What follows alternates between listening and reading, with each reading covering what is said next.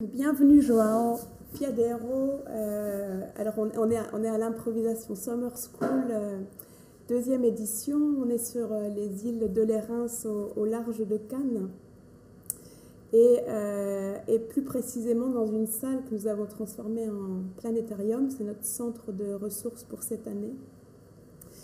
Et ce planétarium, nous allons y pratiquer pendant ces 10 jours ce qu'on appelait des télétransmissions. C'est-à-dire des enregistrements, c'est toi qui commences, de cartes comptées qui seront diffusées en même temps que l'école. Alors, on t'a demandé de produire une carte et puis avec une question qui était générale ou précise, mais en tout cas qui rendait compte de notre intérêt cette année, qui est de se poser la question des transmissions des pratiques improvisées. Donc est-ce que sommes-nous capables à plusieurs, si on s'y met à plusieurs, de retracer les histoires de transmission de ces pratiques expérimentales, qu'elles soient de danse, de musique, de théâtre ou d'autres choses, c'est-à-dire de mettre en valeur des filiations, des pollinisations, des croisements qui n'ont pas toujours été repérés jusqu'à aujourd'hui dans l'histoire de ces pratiques. Alors la question à laquelle tu as répondu par une carte, c'était: quand tu improvises aujourd'hui, de quelles histoires, pratiques, lieux ou personnes es-tu l'archive vivante? Et c'est cette carte que nous allons faire parler ce soir avec toi. Enfin, on va surtout te faire parler tout court. Alors pour celles et ceux qui ne te connaîtraient pas, tu appartiens à une génération d'artistes qui au début des années 80, à la fin des années 80, a fait naître le mouvement de la nouvelle danse portugaise. Tu as été directeur artistique de l'atelier Real, qui a joué un grand rôle dans le développement de la danse contemporaine au Portugal. Et puis tout ça, c'est vite accompagné, enfin ce travail de création, c'est vite accompagné d'un travail au long cours qui a donné lieu à une pédagogie singulière, mais qui est un travail de composition à plusieurs, que tu as appelé la composition en temps réel.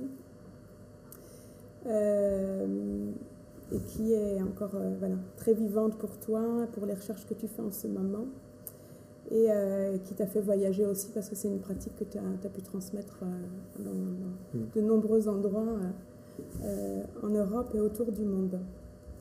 Alors c'est une biographie très très restreinte. Tu es chercheur, curateur, pédagogue, chorégraphe, performeur. Mais là, il est peut-être moins question, par ce biais-là, ce qu'on te demande, c'est peut-être moins de raconter une trajectoire ou un parcours, mais de naviguer sur une carte que tu as créée pour nous donner accès ou faire revivre des personnes, des lieux, des pratiques que tu as accueillis et qui t'ont porté, et qui ont une part que tu reconnais dans ce que tu fais aujourd'hui quand tu improvises. Alors on va faire cet entretien en 2 temps. Tu vas d'abord être invité à compter ta carte. Ça va être un bloc de 15-20 minutes sans que j'intervienne. C'est une parole improvisée qui va cheminer en s'appuyant sur des tracés que tu as toi-même fait. C'est peut-être des lignes, peut-être des nœuds, des couleurs, et tout ce que la cartographie ne pourra pas dire. Ensuite, on fera un entretien un petit peu plus libre. On en reparlera après. Donc, je te laisse la parole. Ouais. Oui, c'est... La question, c'est... Bon, la question avec n'importe quelle situation, c'est comment commencer, non? Comment faire les choses, prendre une espèce de mouvement. Dans un premier temps, la grande question, c'est comment faire la machinerie bouger, et après bouger dedans toi-même entre toi et toi-même, mais tout de suite avec les autres, avec les choses, avec le temps, l'espace et tout ça. Et nous sommes dans la même situation, donc commencer par exemple, avec un quart comme ça, commencer n'importe quel point, je peux commencer, c'est le point juste en fait. Je peux presque, avec les yeux serrés, mais je ne vais pas faire ça. Je ne vais pas faire ça parce que je vais, comment on dit, postpone, retarder peut-être l'idée d'explication ou d'illustration, ou même de nommer les gens plus ou moins importants, le mouvement plus ou moins important, les lieux plus ou moins importants. Je vais retarder un petit peu parce que je sens que à partir du moment que je fais un choix entre toutes les possibles, je fais disparaître les autres, ou je donne moins d'importance à les autres, et en fait, sont tous très importants. Avec chaque personne, chaque lieu, je peux raconter une histoire immense. Même avec les gens, avec un taille moins plus réduit que les autres, en fait, ça, c'est pas vraiment une valeur, je sais pas, c'est plutôt intuitif, et c'est plutôt dès la perspective de la compétition territoriale, l'influence que chacun a imprimée. Mais il y a des gens peut-être avec un nom plus petit ou réduit, ici dans ce cas, une importance affective, un impact énorme. Et aussi, un autre problème, c'est que ça, c'est 30 ans de recherche, ou de travail avec beaucoup de gens. Donc, il y a des gens qui sont très, très importants, mais il y a 25 ans, donc ils sont pas dans ma peau. Ils ne sont pas présents, ils sont présents, mais dans la mémoire. Mais je fais un effort de ne pas hiérarchiser les relations et donner à chacun le poids que je sens que c'est le poids juste. Mais c'est vraiment un exercice très difficile. Et dans ce travail de retardation, retardement, je veux peut-être me rester un petit peu dans le nom, parler un petit peu de le nom, parce que dans le nom, il y a une histoire, il y a une cartographie dedans le nom. Il y a une topographie, un continent dedans le nom. Real-time composition, composition en temps réel, c'est un nom pas du tout juste pour mon travail. Pas du tout. Mais maintenant, c'est trop tard de changer. Et j'ai découvert ça. Donc, je travaille avec composition en temps réel. J'ai commencé en 97, 15. Et en 2003-2004, j'ai compris que le nom, il n'est pas juste. Mais c'est déjà trop tard, et maintenant, même plus. Mais maintenant, ça va, c'est là. Et c'est pas juste pourquoi? Parce que, en tout cas, en portugais, plus qu'en anglais, peut-être. Mais ça crée une hiérarchie aussi entre composition en temps réel, comme le centre,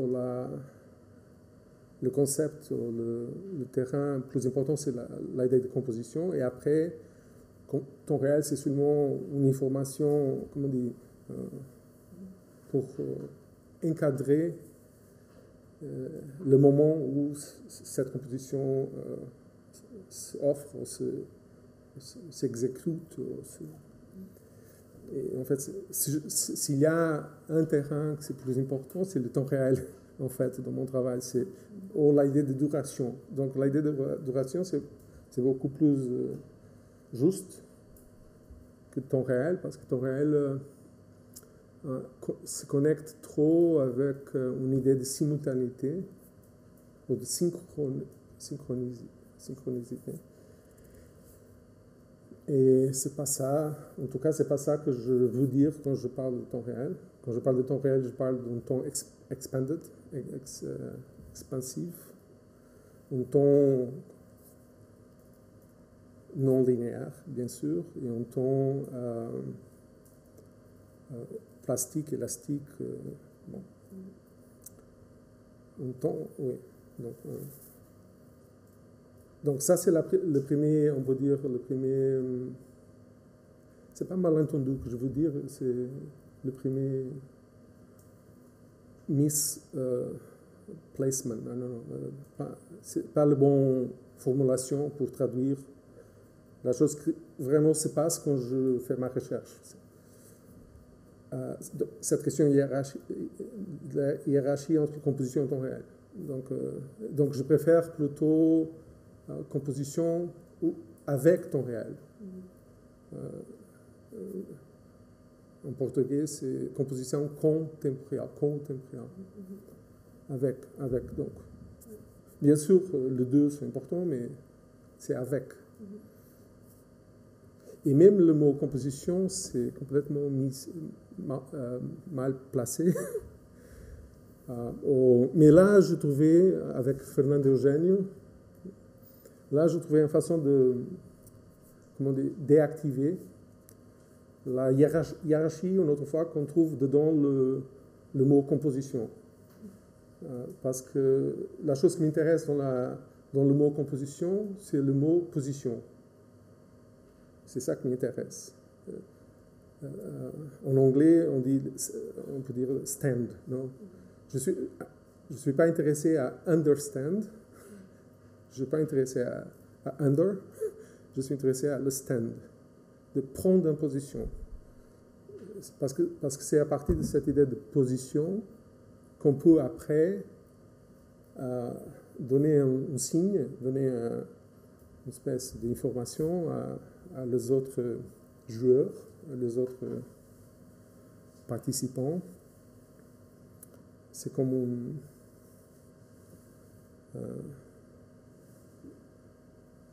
oui.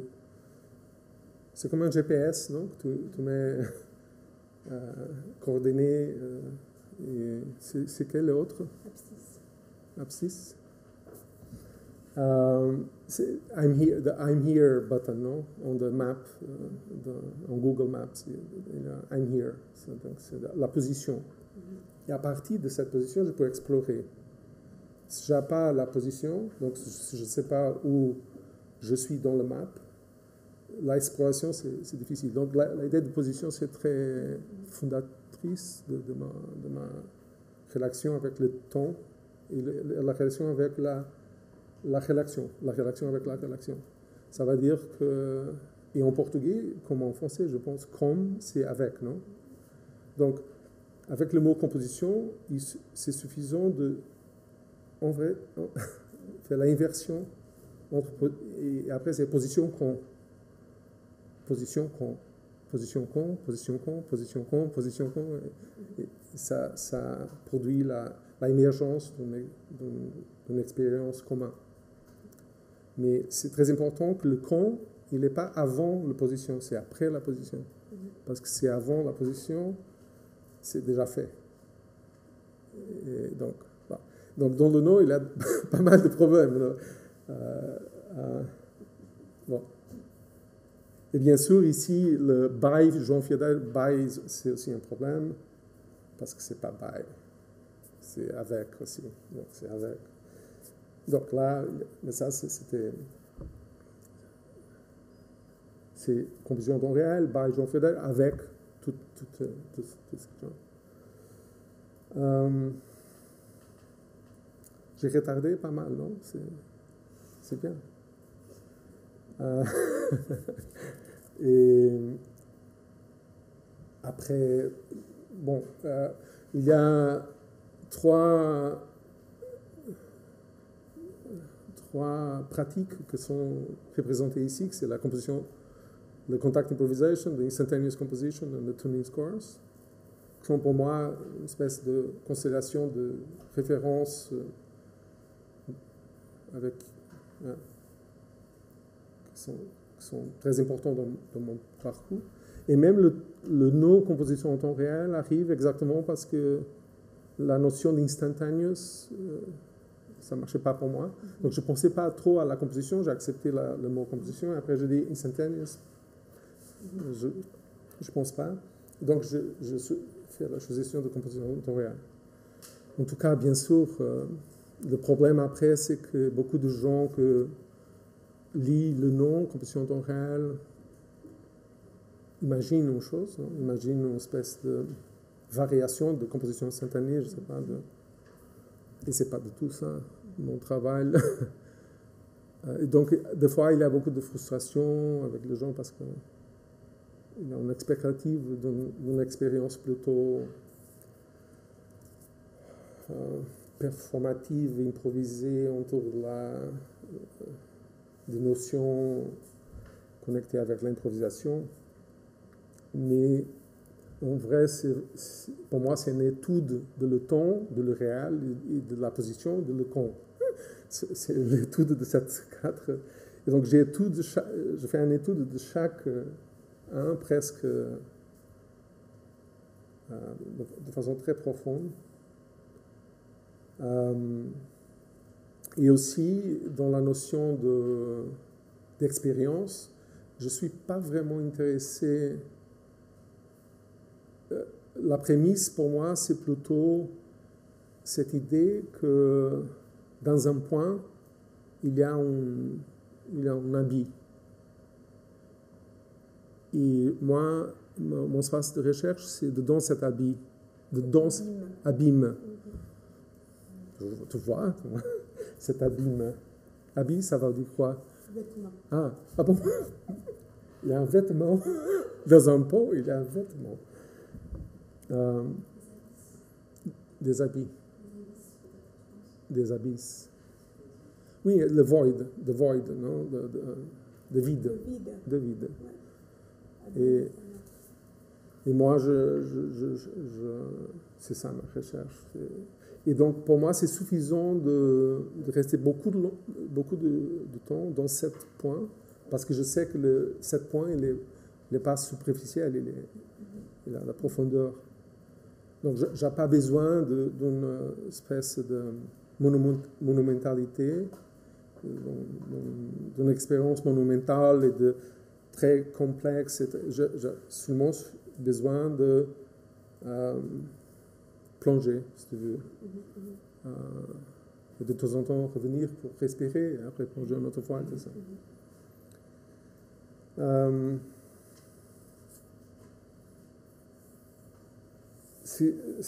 Mon travail, bien sûr, Contact Improvisation, c'était l'espace dans les années 90 que je dis, c'est ça. Je pensais que c'est ça. Mais après, j'ai compris, peut-être pas. Mais pendant 10 années, peut-être, je fais un grand investissement sur la pratique le contact. Il y a un petit anecdote. Je sais que tu ne veux pas que je dise des anecdotes. Mais quand en 88, je fais un workshop. J'étais un étudiant avec une bourse à Jacobs Pillow in the States. Et c'était mon premier contact avec Steve. Mais Steve, il n'était pas intéressé à contact à ce moment, il était plutôt intéressé à Material for the Spine. Que pour moi c'était yoga, je pensais que c'était yoga. Et donc j'étais très, comment dire, confus avec, parce que j'attendais contact et après il travaillait dans Material for the Spine. Donc c'était pas à travers de Steve que je me relationnais avec contact. En fait, à cette époque-là, Steve était j'étais très influencé par Steve à travers de Goldberg Variations. Non? C'était ce travail qui m'a vraiment fait ça. Mais contact, c'était après à Tanzfabrik avec Dieter Heidenkamp à Berlin. Donc, Berlin. Et Tanzfabrik, et là, c'était un moment très précieux et que c'est presque par hasard que je trouvais Tanzfabrik. Parce que encore à Jacobsville, je fais connaissance avec Stephen Petronio, qui dansait avec Trisha Brown. Et moi, et Trisha Brown, elle est l'artiste résident à Jacobsville, donc je restais avec Trisha 3 semaines, je pense, c'était aussi très important. Mais Stephen Petronio, il présentait un spectacle à Lisbonne jusqu'après notre rencontre à Jacobsville, et c'était lui qui m'a parlé de Tanzfabrik. Et moi, j'étais à Berlin, donc et là, c'est vraiment un turning point, non? Un moment de changement, parce que c'était là que j'ai découvert Contact Improvisation, et c'était vraiment une expérience très forte. Bon, après, j'ai vaincu toutes les années 90, j'ai investi dans on peut dire, dans un chemin parallèle en tant que chorégraphe, parce qu'à Lisbonne, avec la nouvelle danse portugaise, nous, on a vraiment tombé sur l'idée de compagnie d'auteurs, et avec Vera Montero et Francisco Camacho, qui sont là aussi, et avec André Lepecki, parce que André Lepecki, il est portugais en fait. André Lepecki, il est portugais, même s'il est moitié portugais, moitié américain et aussi moitié brésilien. Bon, donc c'est 3 moitiés, donc ça ne marche pas, mais il est un tiers chaque. Mais à cette époque, il était pour nous, il était portugais, il est un jeune anthropologue, il fait partie de notre équipe. Et André, c'était vraiment une énorme influence à ce moment, parce que c'était lui qui a stimulé en moi, et à Vera aussi, stimulé cette évidence pour lui, pour moi aussi, que les différentes disciplines, anthropologie, mais philosophie bien sûr, neurosciences, système complexe et tout ça, toutes les disciplines qu'après je commençais à me relationner avec, c'était avec lui que j'ai compris que les frontières entre les différents champs sont vraiment fluides. Et donc il ne faut vraiment pas tomber sur la piège de la spécialité.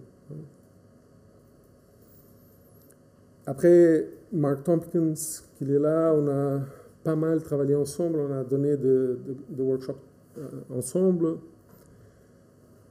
Et il a organisé un événement à Paris qui s'appelait On the Edge. Et là, c'est divisé par 2 parties. Une partie, c'était un workshop avec Steve, Lisa et Simon Forti, je pense.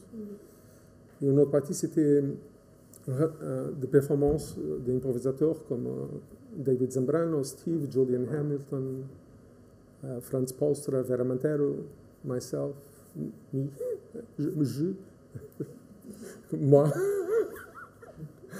Et je ne sais pas qui d'autre. C'est un groupe de 7-8 improvisateurs.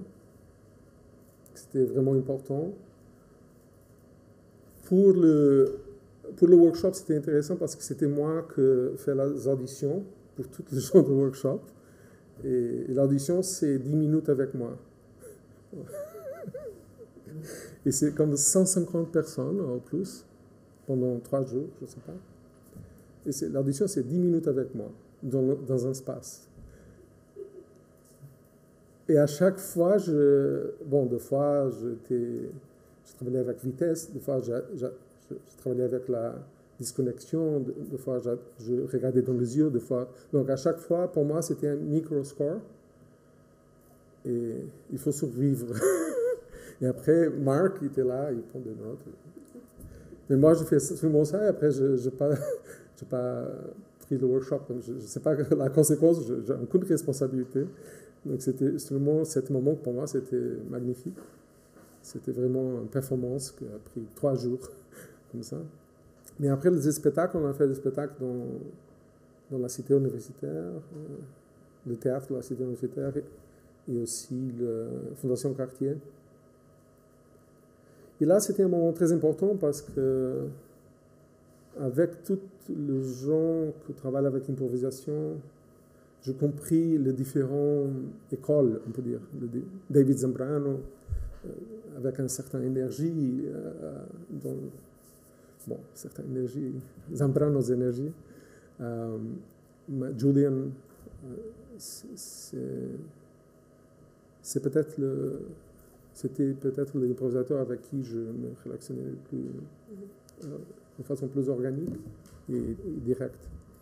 Mais c'était très important pour moi de comprendre qu'il y a quelque chose avec la notion de instantaneous composition et même contact improvisation et même improvisation tout court, que j'étais un petit peu, que je réagis. Et c'était là que je décidais de réfléchir d'une autre façon. Et là, j'ai rencontré, et là, je sentis, peut-être avec ça, je ferme mon 15 minutes, mais là, j'ai ressenti qu'avec le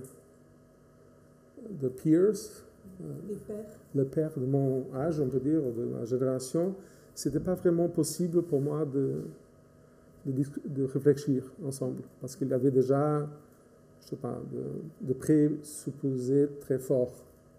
Et moi, je veux casser mes propres convictions. Tu vois? Je veux mettre en cause mes propres... Et donc, je commençais, de façon plutôt inconsciente, mais je commençais à travailler avec une génération plus jeune. À cette époque, j'avais peut-être 30 ans. Ou 30. Et donc, je commençais à travailler avec les gens de 21, début des 20. C'est très intéressant parce que je me sentis vraiment en recherche sans données, sans tout le poids de l'histoire de l'improvisation avec les gens que je mentionnais. Et c'est Claudia Diaz, par exemple. Elle est par là. Ah, Claudia, c'est là. Claudia Diaz et Márcia Lança, Rui Catalão, Gustavo Sumpta, tous des gens qui, à cette époque, commençaient à travailler avec moi, et on a développé une espèce de centre de recherche, un espace de recherche continue autour de cette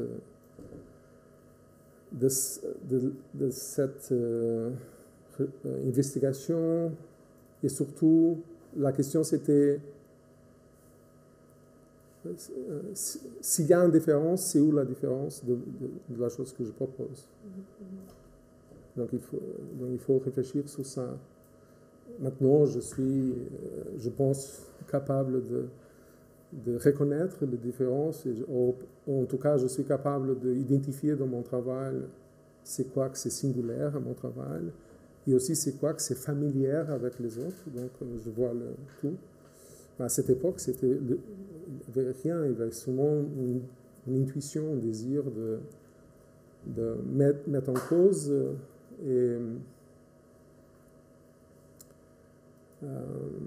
la certitude.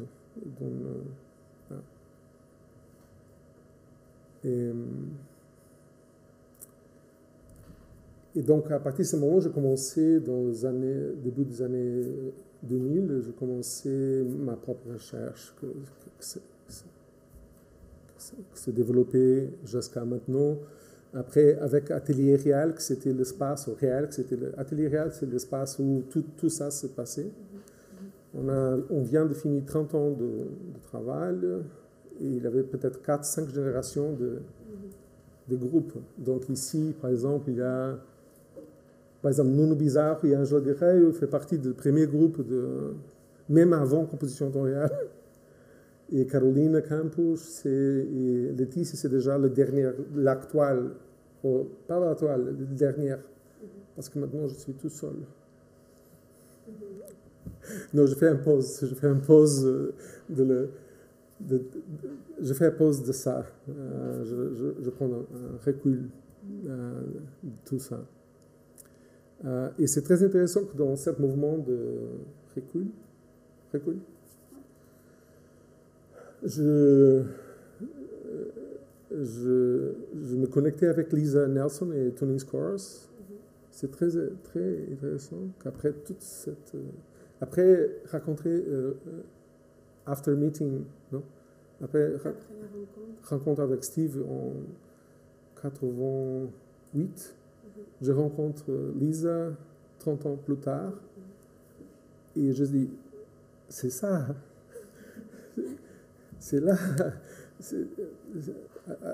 c'est la première, pas la première, mais c'est la première personne c'est même plus vieux que moi, mais avec qui je me sens complètement connecté. Et donc j'avais la chance de l'inviter pendant 3 semaines l'année dernière dans un programme que j'ai organisé à Lisbonne. Et aussi maintenant avec Asaf, on a travaillé ensemble à Washington. Et maintenant on écrit un article ensemble. Et donc Lisa, c'était ma nouvelle, je sais pas, ma nouvelle grande référence. Aussi dans le cadre de PACAP, il y a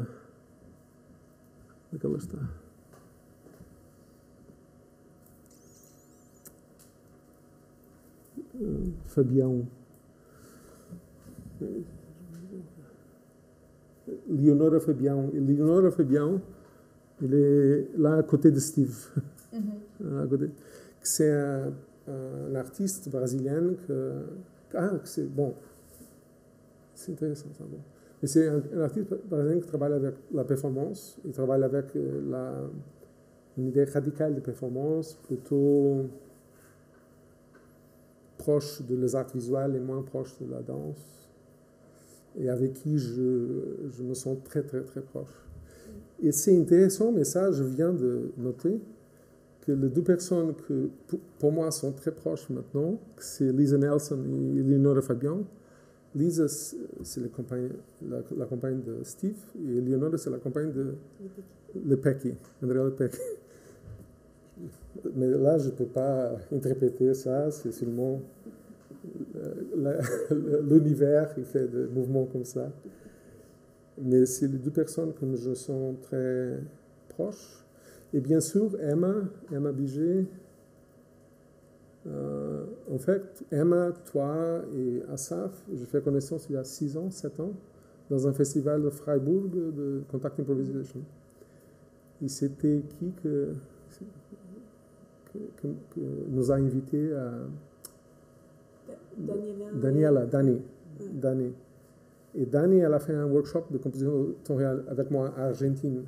Et elle m'a invité à participer dans le festival de contact. Et je dis, non, tu te trompes. Et je dis non dans la première année. Et après la 2e année, elle a insisté. Et c'est bien que je ne vais pas faire la première année parce que comme ça, je suis ici. Et pour moi, c'était, je confesse que j'étais un petit peu prejudgment. Je sais pas, je pense pas que mon travail va... Mais en fait, c'était incroyable. En fait, c'était incroyable parce que dans la communauté de Contact Improvisation, il y a bien sûr beaucoup d'intérêt parce que c'est une communauté immense. Et les gens qui entraient dans mon workshop à Freiburg, c'est des gens qui questionnent le contact ou mettent les mêmes questions que je pose dans le contact.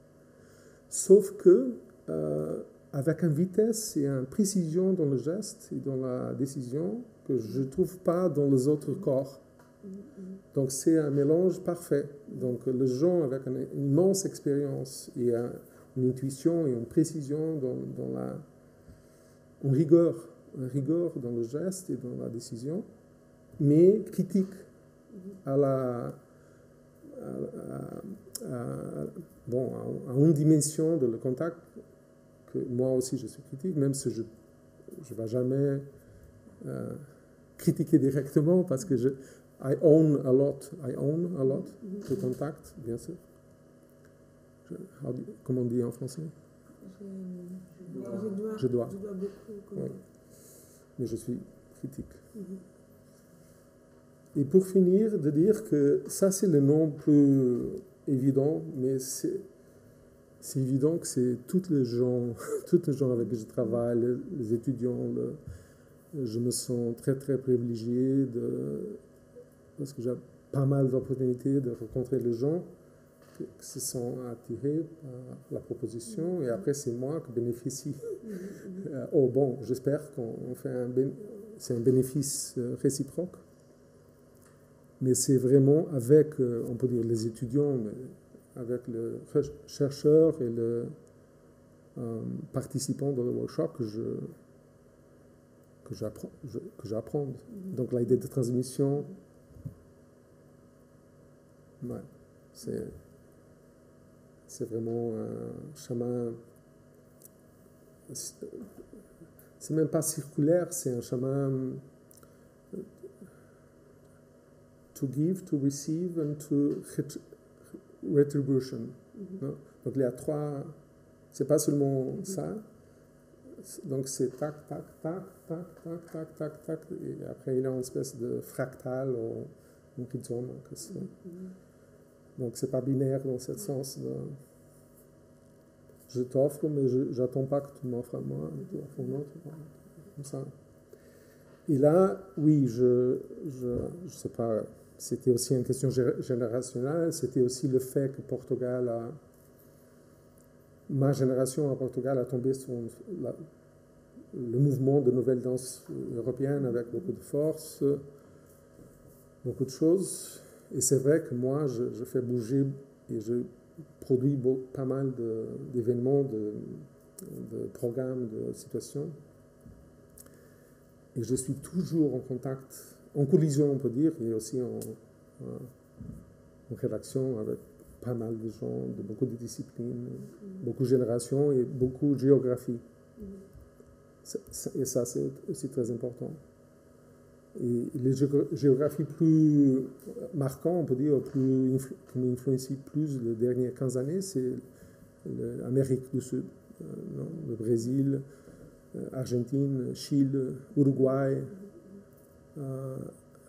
Pas mal de gens sont à Lisbonne, par exemple le PACAP, c'est le programme que je viens d'organiser. Moitié, c'est Amérique du Sud. Et la différence, c'est énorme. La présence d'un seul chercheur d'Amérique du Sud a une espèce d'appetite, non? Que je vois pas. C'est pas évident dans les écoles, par exemple, européennes, surtout les écoles plutôt institutionnelles. Par exemple, quand je donne des cours à Norvège, ou même Allemagne, il y a une rigidité, un formalisme. C'est différent. Bon, c'est pas mal ou bien, c'est différent. Mais c'est vrai que les Brésiliens, l'Amérique du Sud, ont une espèce d'appetite. Et donc, que c'est contagieux. Et ça touche aussi à ma histoire personnelle, parce que j'ai vécu au Brésil quand j'étais enfant. Donc, j'ai appris à parler portugais à Brésil. Et en tout cas, ça me donne une espèce de... C'est aussi un map plutôt biographique, mais c'est aussi un map. Moi, j'ai une petite question, remarque. Quand je regarde sur ta carte, juste que je laisse apparaître le lien, ça m'est venu comme une image de cerveau, avec les circonvolutions cérébrales. Est-ce qu'il n'y a que moi qui vois ça? Non, c'est vrai que quand je commençais à produire, après je vois le cerveau. Et dans les dernières 3 ou 4 décisions, j'ai pris des décisions pour préserver le cerveau. Donc, il avait pas un désir de tout. Dans le début, c'était... Mais dans la fin, je sentis, je dis, pourquoi pas? Parce que oui, parce que le lien produit une espèce de synapse, non, de connexion neuronale. Et je trouve que ça, Oui, sauf un zoom out. Sauf un zoom in, c'est le synapse neuronal. Sauf un zoom out, c'est les constellations d'étoiles. Matt Adverson, c'est une autre conquête très, très récente. On a l'invité à faire le PACAP cette année. Je ne sais pas, elle s'est née. Elle parle beaucoup de cette idée de constellation, donc je trouve... Merci beaucoup. Bien, merci à vous d'être présent. C'est un défi parce que la carte, on l'a explorée, enfin, c'est super long, ça, on veut le faire, mais on peut l'applaudir. Merci.